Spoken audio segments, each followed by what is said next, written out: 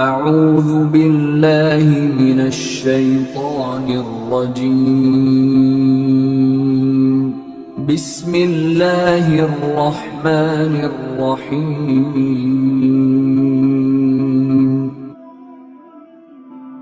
الحمدللہ وحدہ والصلاة والسلام علی من لا نبی بعد اما بعد فاعوذ باللہ من الشیطان الرجیم بسم اللہ الرحمن الرحیم هل يستوي الذين يعلمون والذين لا يعلمون آمنت بالله صدق الله العظيم وصدق رسوله النبي الكريم الأمين ونحن على ذلك لمن الشاهدين والشاكرين والحمد لله رب العالمين قال النبي صلى الله عليه وسلم من يريد الله به خيرا يفقهه في الدين ان الله وملائكته يصلون على النبي يا ايها الذين امنوا صلوا عليه وسلموا تسليما پڑھیے الصلاۃ والسلام علیک یا رسول اللہ وعلی آلک واصحابک یا حبیب اللہ الصلاۃ والسلام علیک یا نبی اللہ وعلی آلک واصحابک یا سیدی یا رحمۃ للعالمین۔ معزز سامعین کرام، سب سے پہلی بات تو یہ ہے کہ نبی کریم علیہ السلام کا فرمان بھی ہے اور ہمارے لیے بہترین راستہ بھی ہے اور ہماری اس میں اصلاح بھی ہے اور مقصد کی طرف توجہ دلانا بھی ہے۔ کریم آقا علیہ السلام نے فرمایا کہ انما الاعمال بالنیات، اعمال کا دار و مدار جو ہے وہ تمہاری نیتوں کے اوپر ہوتا ہے۔ تمہاری نیتیں کیا ہیں، کسی کام کو کرنے میں بھی تمہاری نیت کیا ہے۔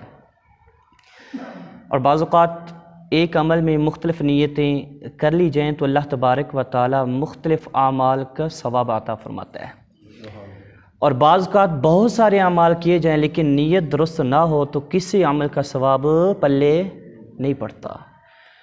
تو کوئی بھی نیک عمل ہو نا، اس میں سب سے بڑا اہم کردار نیت کا ہوتا ہے کہ تمہاری نیتیں کیا ہے۔ اس لیے بہت بڑی بڑی احادیث کی کتابوں کے اندر، صحیح بخاری شریف، مسلم شریف اور بہت ساری کتب کے اندر جب انہوں نے ابتدا کی نا تو انہوں نے اسے حدیث پاک کو نقل کیا۔ کیا کیا؟ انما الاعمال بالنیات، کہ اعمال کا دار و مدار تمہاری نیتوں کے اوپر ہے۔ تو گویا کہ انہوں نے یہ حدیث پاک نقل کر کے توجہ دلائی کہ جب بھی نیک عمل کرو نا تو اپنی نیتوں میں اخلاص پیدا کرو، للہیت پیدا کرو، کیونکہ پھر جب تم اخلاص للہیت کے لیے اللہ اور اس کے رسول کی فرما برداری کی خاطر کام کریں گے نا تو اللہ تبارک و تعالیٰ کی مدد شامل حال ہوگی، اور بندے کے لیے راستے کیا ہو جائیں گے، کشادہ ہو جائیں گے، تنگیاں کیا ہو جائیں گی، دور ہو جائیں گی۔ اس لیے آج کا جو ہمارا یہ درس ہے، سوالات بنائے ان کے جوابات تو دینی ہیں، تو اس سے پہلے نیت فرما لیں، آپ بھی فرما لیں، میں بھی فرما لیتا ہوں کہ میں آپ کو جتنے بھی دینی سوالات کے جواب دوں گا یا دین سکھاؤں گا، میں اللہ اور اس کے رسول کی رضا کی خاطر اور اللہ تبارک و تعالیٰ کے محبوب علیہ السلام کی شریعت مطہرہ پر پابندی کرنے کی خاطر۔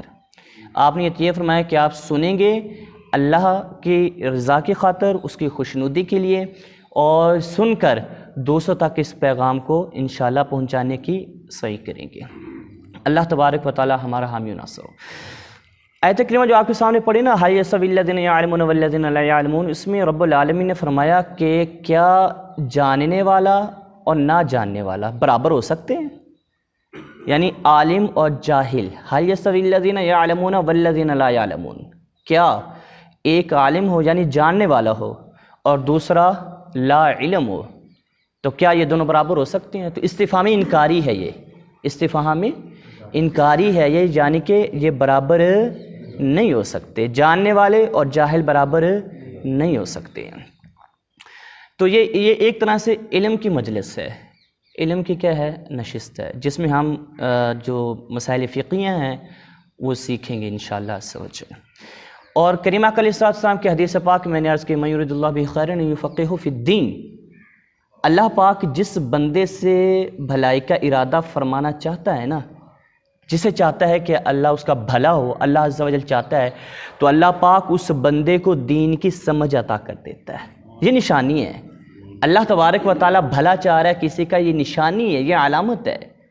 کیا کہ اللہ پاک اس بندے کو دین کی طرف کیا کرتا ہے؟ راغب کرتا ہے، اور دین کے اس بندے کو کیا کرتا ہے جی؟ سمجھ عطا کرتا ہے۔ اور سمجھ ظاہری بات ہے، جب علم سیکھیں گے تو پھر سمجھ بھی آئے گی۔ سمجھنے کے لیے سیکھنا، علم حاصل کرنا کیا ہے؟ بے انتہا ضروری ہے۔ بہرحال نماز کے متعلق کے سوالات و جوابات ہیں، یہ ضروری کس لیے ہیں؟ نماز کے متعلق، نماز کے مسائل شرعیہ اور نماز والے مسائل سیکھنا، فرض علوم سیکھنا ضروری کس وجہ سے ہے؟ حدیث پاک میں نے پڑھی تو مجھے اس نے لرزا بھی دیا۔ کیا کر دیا؟ لرزا بھی دیا۔ کیا؟ سیدنا ابو قتادہ رضی اللہ تعالی عنہ، آپ اس حدیث پاک کے راوی ہیں، آپ فرماتے ہیں کہ کریم آقا علیہ الصلوۃ والسلام نے ارشاد فرمایا کیا؟ آقا علیہ الصلوۃ والسلام نے فرمایا کہ سب سے بدترین چور نماز کا چور ہے۔ وہ چور ہے جو نماز میں کیا کرتا ہے جی؟ چوری کرتا ہے۔ نماز پڑھتا ہے لیکن کیا کرتا ہے؟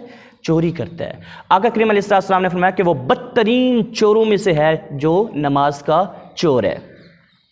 صحابہ کرام علیہم رضوان بھی لرزا گئے، پریشان ہو گئے، جیسے بندہ سنتا ہے کہ نماز کا چور۔ عرض کی یا رسول اللہ صلی اللہ تعالیٰ علیہ وسلم، نماز کا چور کون ہو سکتا ہے؟ نماز کا چور کون ہو سکتا ہے نماز چوری جو کرے؟ کریم آقا علیہ السلام نے فرمایا کہ اے میرے صحابہ، وہ شخص نماز کا چور ہے جو رکوع اور سجود صحیح طریقے سے نہیں کرتا۔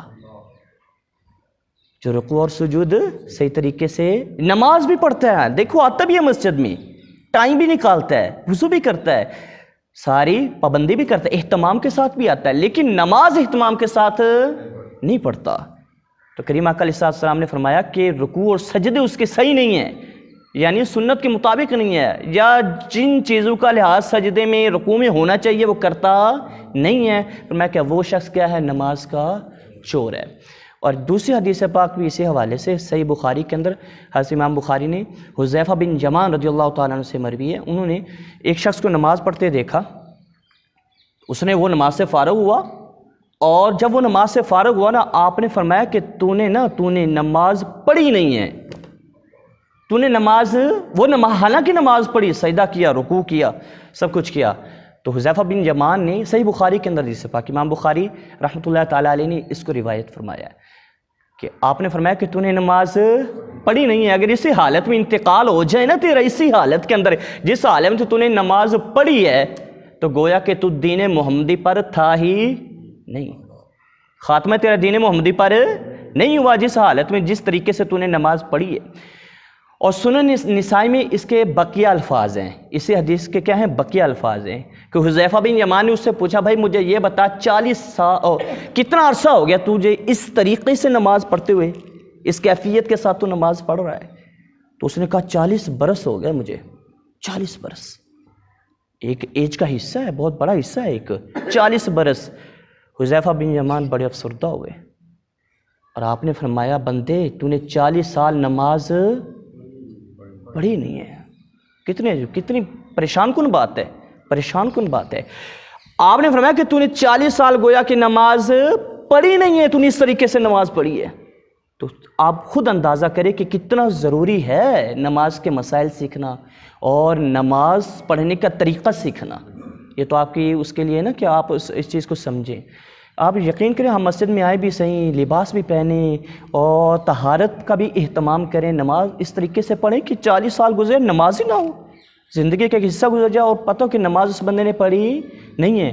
پھر آپ نے فرمایا اس کو کہ اگر تو اسی طریقے سے وفات پا جاتا نا، اسی پر وفات پا جاتا، گویا کہ تیرا خاتمہ دین محمدی پر گویا کہ ہوا ہی نہیں ہے۔ تو بہت ضروری ہے مسائل شرعیہ سیکھنا، نماز کے تو یہ نوجوانوں کی کاوش بھی ہے، اللہ پاک ان کو سلامت رکھے اور اس میں مزید ان کو دلچسپی عطا کرے اور ہمیں شوق و جذبہ عطا کرے، اور اللہ تبارک و تعالی خلوص کی دولت سے اور اخلاص کی دولت سے ہمیں مالا مال فرمائے۔ اخلاص کے ساتھ اللہ تبارک و تعالی ہمیں یہ کام کرتے رہنے کی توفیق نصیب کرے۔